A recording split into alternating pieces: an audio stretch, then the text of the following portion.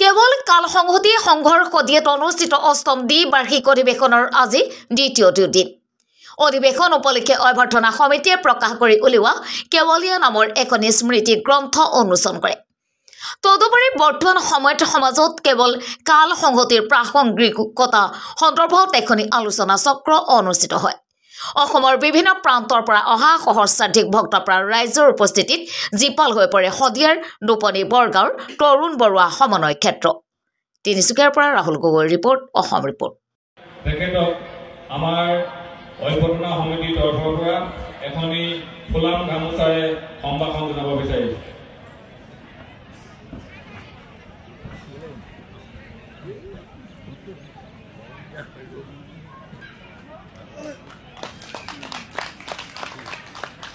অভ্যৰ্থনা সমিতিৰ তৰফৰ পৰা এখনি ফুলাম গামোচাৰে সম্ভাষণ জনাইছে।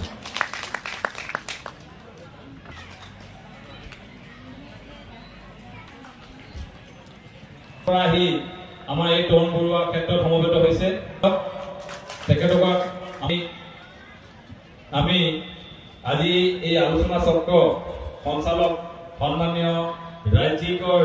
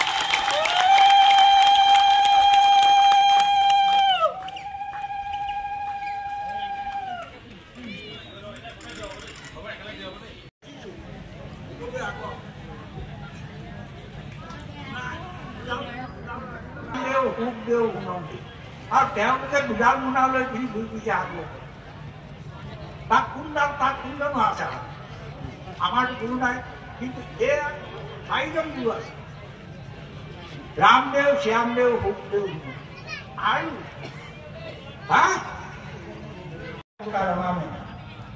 আৰু এয়া বিষ্ণুমালা। বিষ্ণুমালা ইয়াত থাকিব 31টা। এই 3ধাৰ ভিতৰত কাৰোবাৰ আছেনে কোনোবা সাধুৰ এতিয়া বৰ্তমান? এধাৰ আছে। একেলগে সাধু সংগে মিলি আমি গধূলি সময়ত বা অন্য সময়ত আমি অকণমান ৰং ৰহস্য কৰি আমি নিজে তৈয়াৰ কৰা ৰসকণেৰে আনন্দেৰে আমি এটা আচৰণ বিধি প্ৰস্তুত কৰোঁ। এইটো ধৰ্মীয় ধাৰা নহয়, এইটো বিজ্ঞানসন্মত এটা বাস্তৱ ধাৰা। এই ধাৰাৰ কথাটো বহুতে বুজি পোৱা নাই।